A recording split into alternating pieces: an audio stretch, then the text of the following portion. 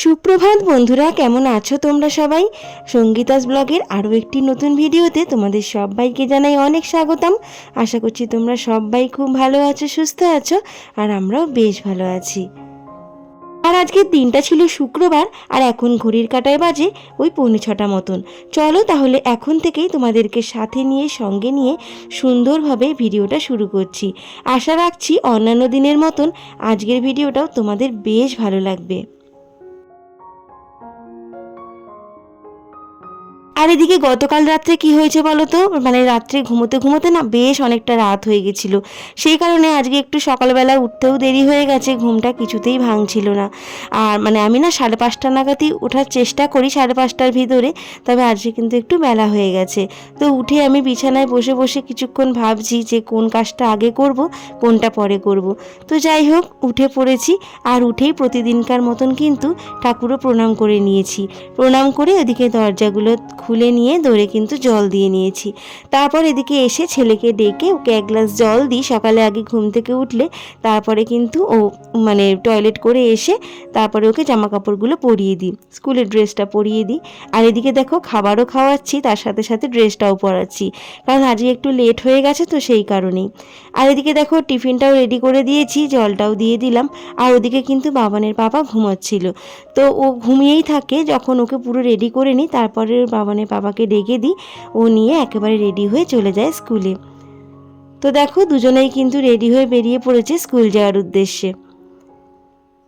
আর দেখো দুজনে বেরিয়ে গেল, আর এখন কিন্তু বাড়ি ফাঁকা। আর আমি কিন্তু এখন ঝটপট করে বাসি কাজকর্মগুলো সেরে নেব।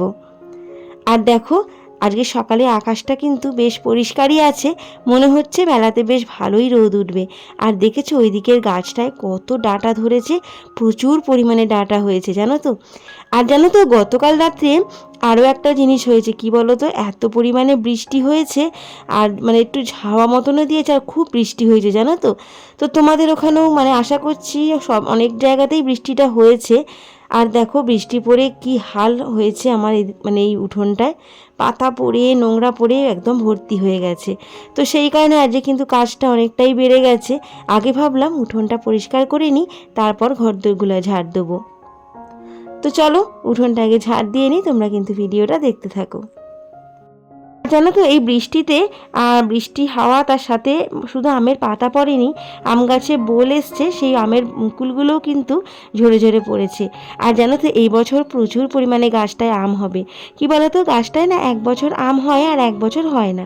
গেল বছরে গুনে গুনে ঠিক 4টে 2টো কি 4টে মতন আম হয়েছিল। আর এই বছর দেখছি প্রচুর বোল এসছে জানো তো। আর অনেকটা অনেক বোলও কিন্তু এই কালকে বৃষ্টিতে ঝরেও গেছে। তবে বৃষ্টি পড়াতে বেশ ভালোই হয়েছে। কি বলো তো, যে বোলগুলো থাকে রোদ্দুরেতে তো ঝরে যায়, অনেক বোল আছে শুকনো হয়ে ঝরে পড়ে যায়। তবে শুনেছি বৃষ্টি হলে নাকি আমের বোলগুলো বেশ শক্ত হয়, তাতে করে কিন্তু আমও নাকি ভালো হয়। তো যাই হোক, যেগুলো ঝরে পড়ার পড়ে গেছে আর যেগুলো থাকার রয়েছে। আর দেখো কত পাতা পড়েছে ওইখানেই, ওই বাগানটার ভেতর কিন্তু এখনও রয়েছে, সেখানটা পরে ব্যবস্থা করব। আগে উঠোনটা ঝাড় দিয়ে নিলাম।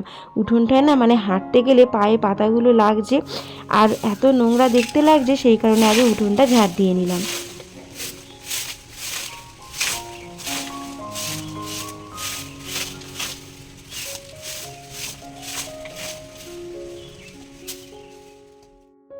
আর এদিকে উঠোনটা ঝাড় দেওয়া কমপ্লিট করে চলে এসেছি কিন্তু ঘরটা ঝাড় দিয়ে নিতে। বাসি ঘরগুলো আগে ঝাড় দিয়ে নিই। আর ওদিকে বিছানা কিন্তু এখনও আমি তুলিনি।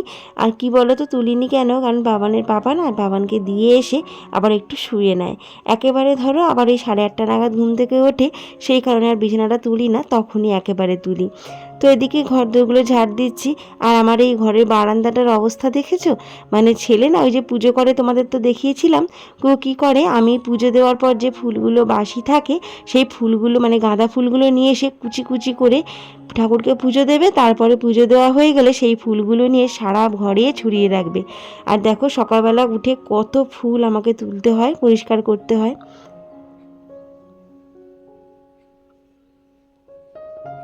দেখো কত পরিমাণে ফুল আমি শুধু তুলছি, প্রত্যেকটা দিন কিন্তু এইভাবেই আমাকে তুলতে হয়।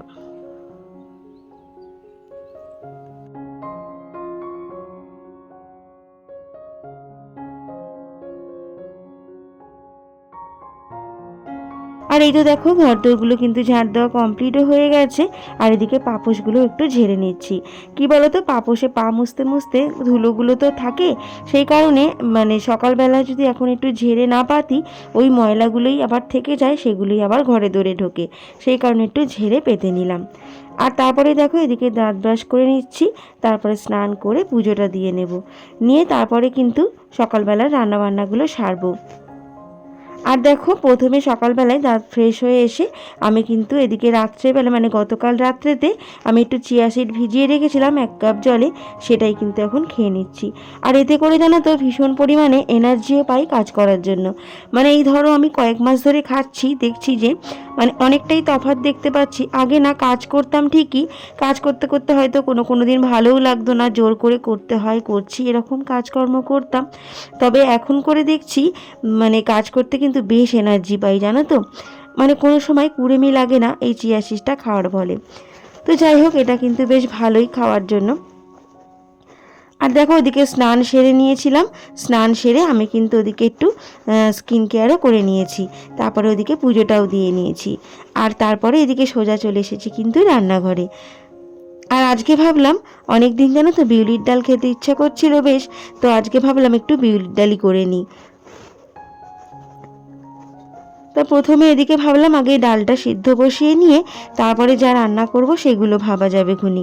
তো এদিকে ডালটা সেদ্ধ হতে হতে অন্য কিছু রান্না বান্নার জোগাড়যন্ত্র করতে পারবো।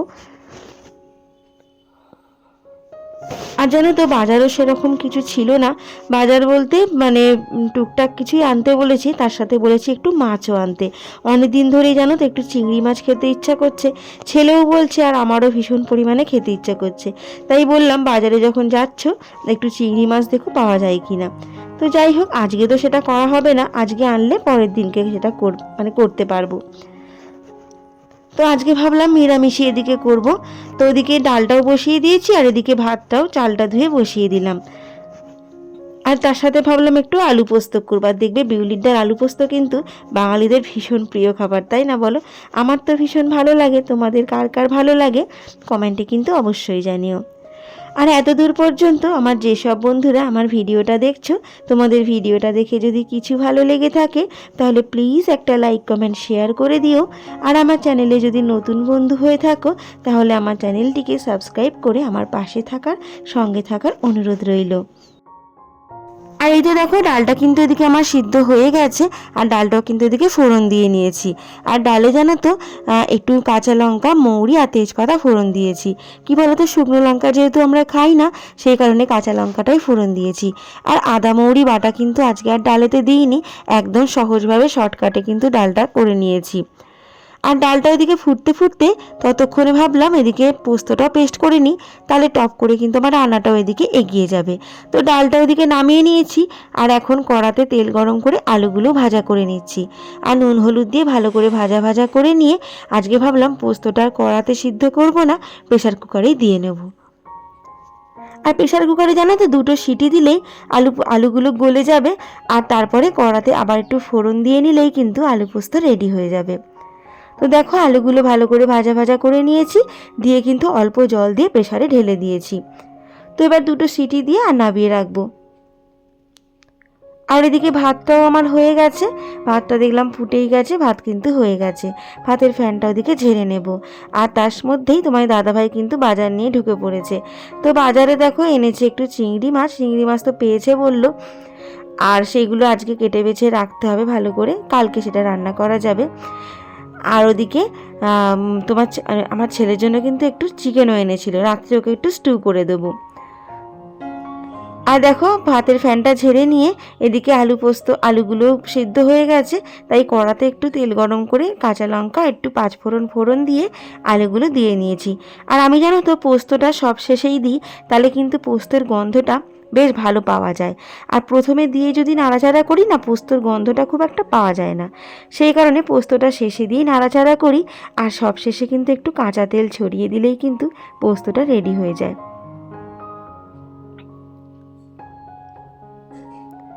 আর আলু পোস্ত বিশেষ করে আমার ছেলে কিন্তু ভীষণ ভালোবাসে খেতে। তো যাই হোক, আজকে কিন্তু এই সিম্পলভাবেই রান্নাটা সেরে নিয়েছিলাম আলু পোস্ত আর বিউলির ডাল দিয়ে।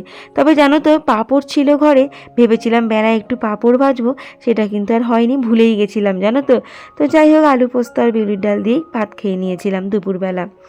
আর তারপরে এদিকে সকালে টিফিনটাও করব বলে একটু আটা মেখে নিচ্ছিলাম। আর জানো তো, কয়েকদিন আগে কচুরি করেছিলাম রাত্রের দিকে, কড়াইশুঁটির কচুরি। সেই পুরটা জানো তো একটু বেশিই ছিল, সেই পুরটা জানো তো ফ্রিজে রেখে দিয়েছিলাম। আর এই যে এখন এই যে আটা মেখেছি রুটি করব বলেই, তার মধ্যেই এই পুরগুলো দিয়ে কিন্তু ভাবলাম আজকে আর রুটি করব না, পরোটা করে নেব। আর গতকালকে একটু আলু চচ্চড়ি করেছিলাম, একটু বেশিই করেছিলাম, তো সকালবেলার জন্য সেটা একটু গরম করে নিয়েছি, সেইটা দিয়ে আজকে সকালে টিফিনটা কিন্তু সেরে নেব। আর এবারে জানো তো, কড়াইশুঁটির দামটা বেশ সস্তা হওয়ার কারণে বেশ কয়েকবার কিন্তু আমাদের কড়াইশুঁটির কচুরি খাওয়া হয়েছিল। আর এবারে একটু পুরটা বেশিই করেছিলাম, ভেবেছিলাম কচুরি তো প্রায় কয়েকদিন খাওয়াই হয়েছে, পরোটা একদিনও খাওয়া হয়নি, সেই কারণে আজকে ভাবলাম একটু পরোটা করে নিই। আর পরোটার পুরটা কিন্তু বেশ অনেকটা করে ভরে দিয়েছিলাম, তাতে করে কিন্তু দারুণ খেতে হয়েছিল জানো তো। চলো তাহলে এক এক করে পরোটাগুলো ভেজে নিই। আর ওদিকে বাবানের পাপা কিন্তু গেছে স্নান করতে, স্নান করে এসে খেয়ে দিয়ে কিন্তু ডিউটিতে বেরোবে।